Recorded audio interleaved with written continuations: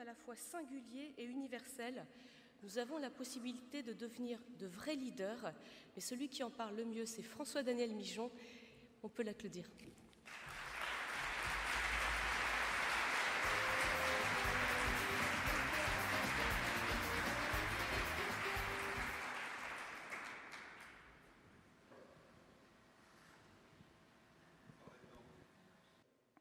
Par où commencer? Dans le fil rouge, je suis vraiment désolé pour toi, Ségolène. Dans le fil rouge, tu as écrit « Est-ce que j'ai des talents que je vais pouvoir mettre en œuvre ?»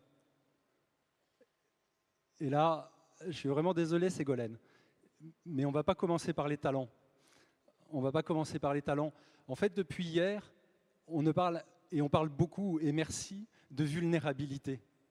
Si je pars de mes talents, parce que j'ai fait un certain nombre d'années, en fait, eh bien, il y a de fortes chances que je crée cette machine d'exclusion, que je crée cette tyrannie de la performance, cette tyrannie de l'injonction « ça va ».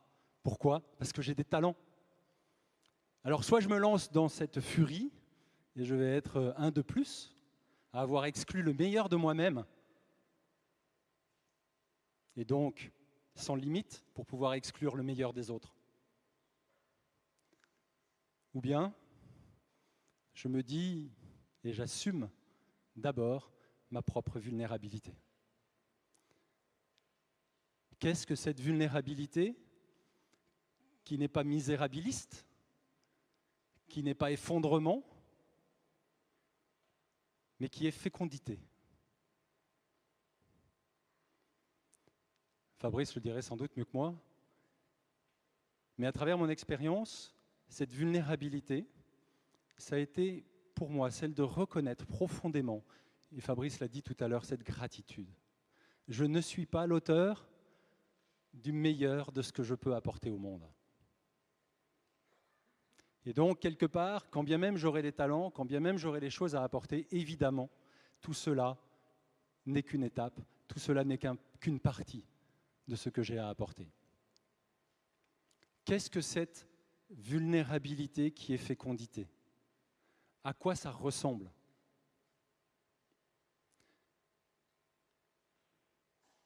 Ça ressemble à une zone. Alors, quand j'en parle en entreprise, je parle de zone de leadership.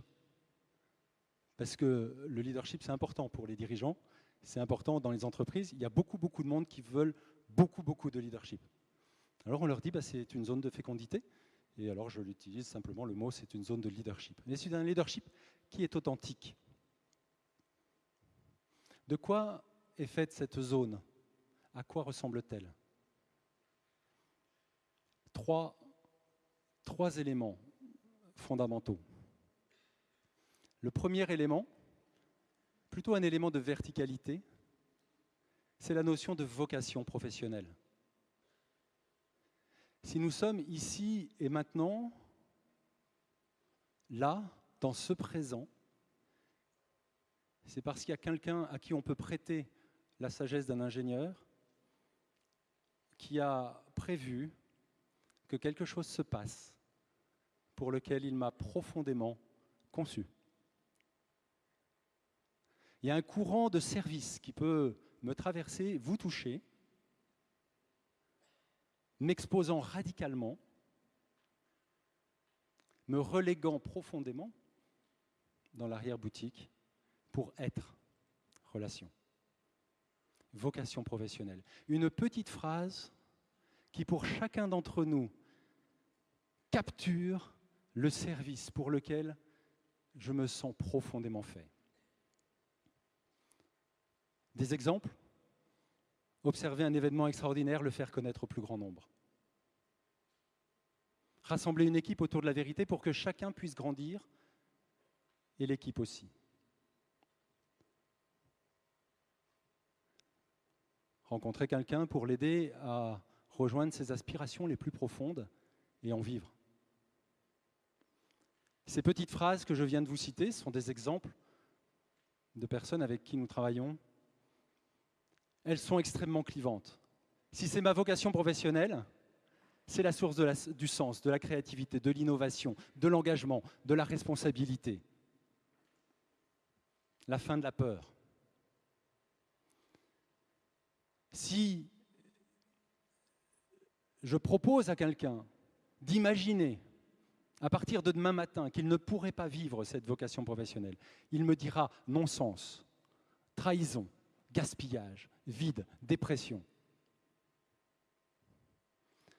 Quelle est ma vocation professionnelle?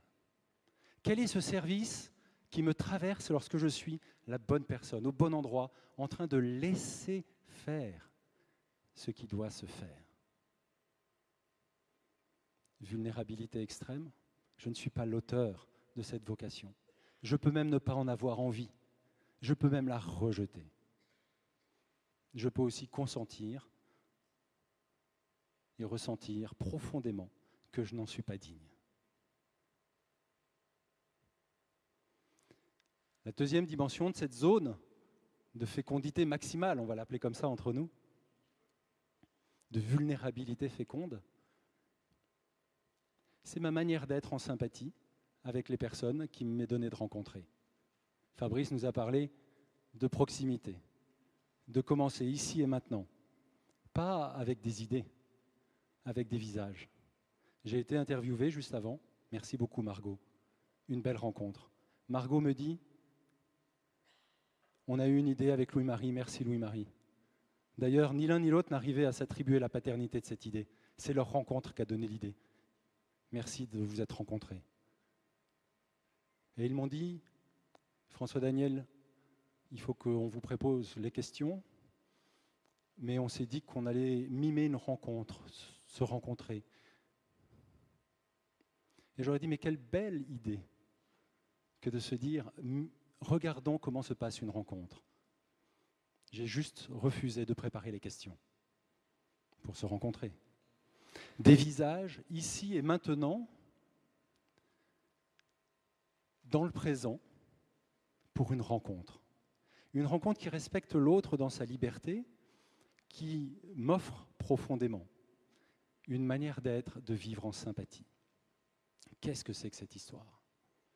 Tout ça paraît bien théorique.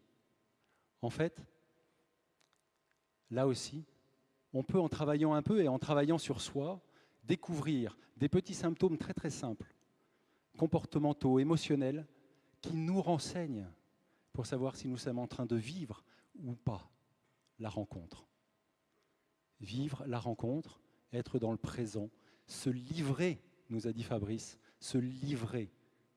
Tu as pris l'exemple de la paternité, se livrer à la rencontre.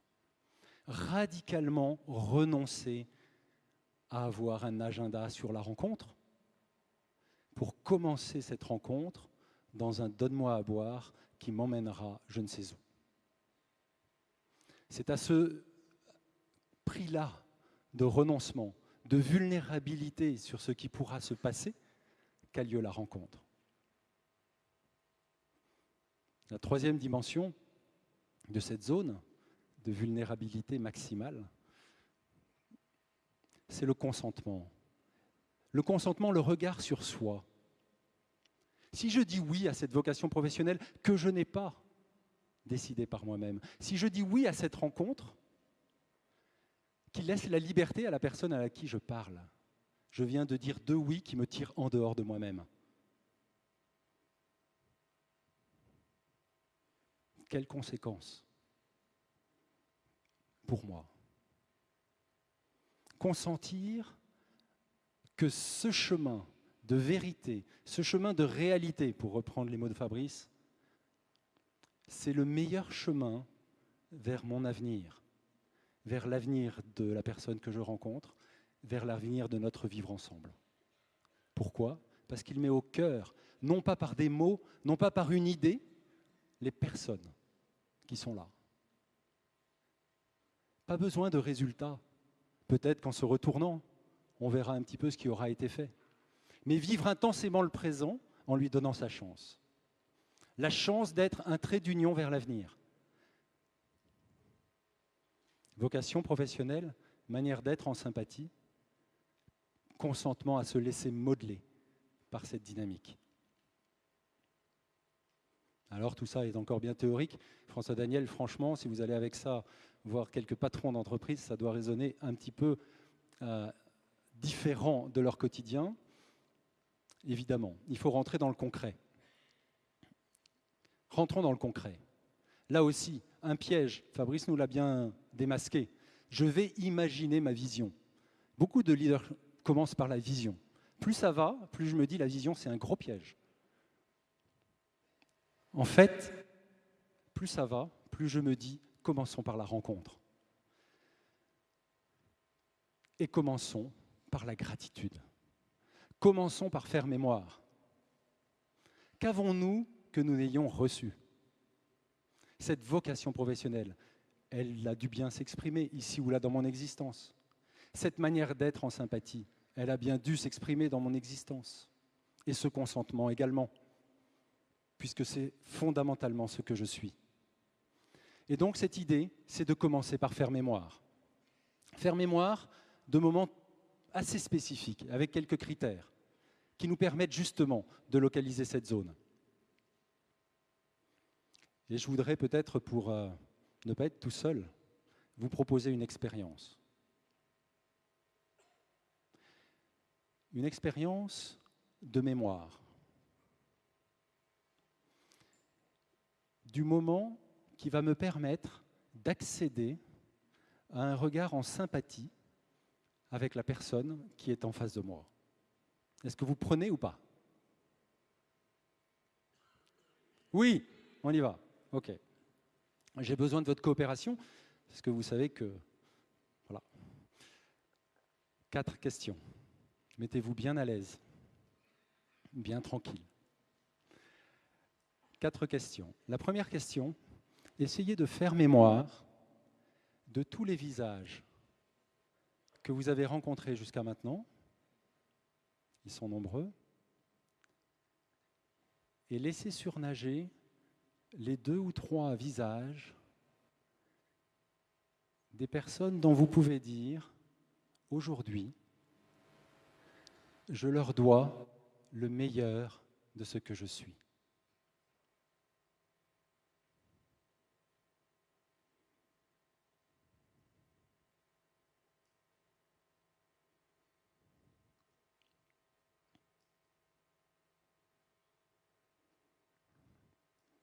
Ce que je vous propose, c'est de lever la main quand vous avez à peu près les 2-3 visages, parce que sinon on va passer un moment bizarre. Merci.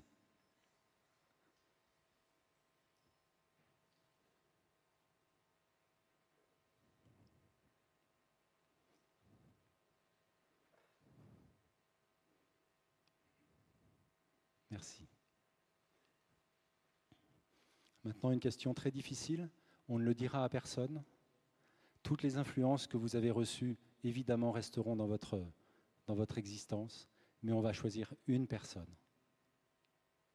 La personne dont vous diriez qu'elle a eu l'influence la plus significative dans votre développement. Si vous ne deviez vous satisfaire que d'une seule influence, d'une seule personne qui vous a influencé, voilà, celle qui vous a influencé le plus significativement. Même chose.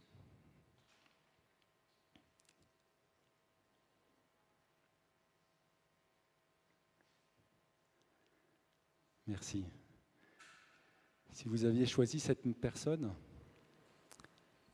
c'est parce que vous avez vécu avec elle un certain nombre d'expériences, un certain nombre de rencontres. Faites mémoire de ces expériences, de ces rencontres, peut-être nombreuses, peut-être uniques.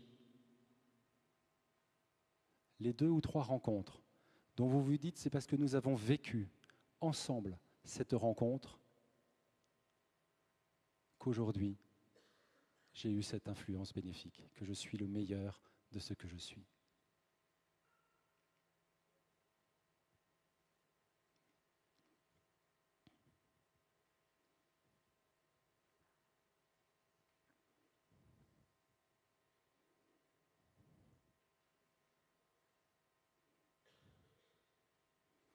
Même chose, vous levez le bras si vous avez la réponse.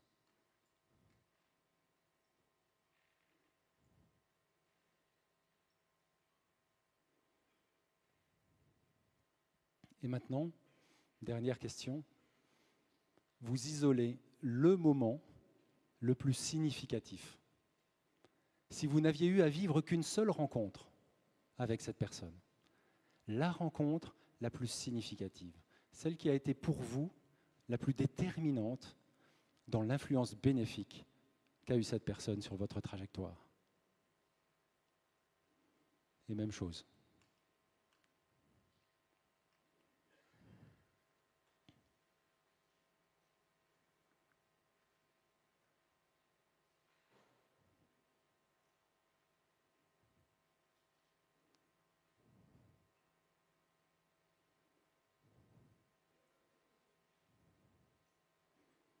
Merci bien.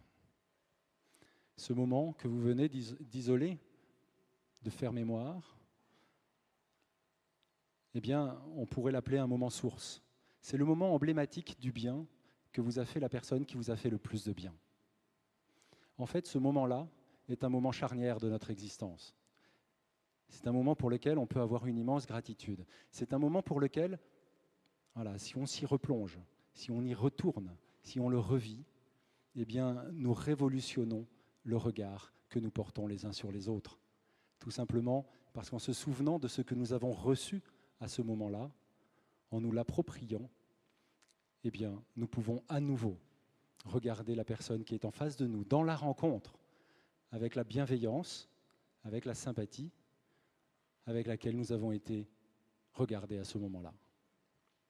Voilà peut-être un petit aperçu pour ceux qui ont pu suivre l'ensemble des questions, un petit aperçu de ce voyage intérieur vers soi-même, profondément authentique, parce que nous sommes allés chercher dans notre histoire, cette histoire qui est sacrée, le meilleur de ce que nous avons reçu.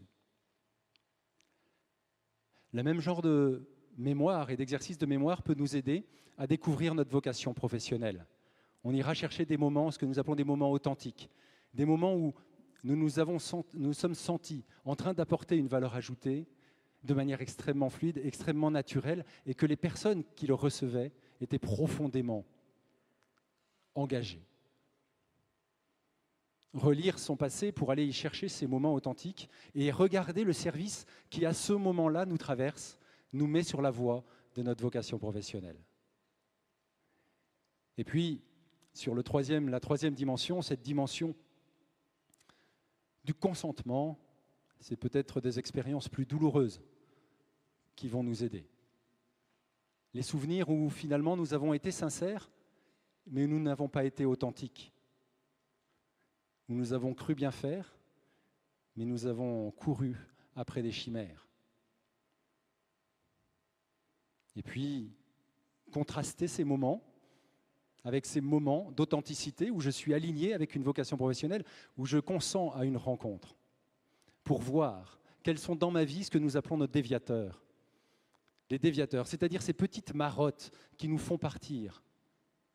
A priori pour des qualités, parce que j'ai envie d'être loyal, j'ai envie d'être compétent, j'ai envie d'être brillant, j'ai envie d'être disponible, j'ai envie d'être serviable.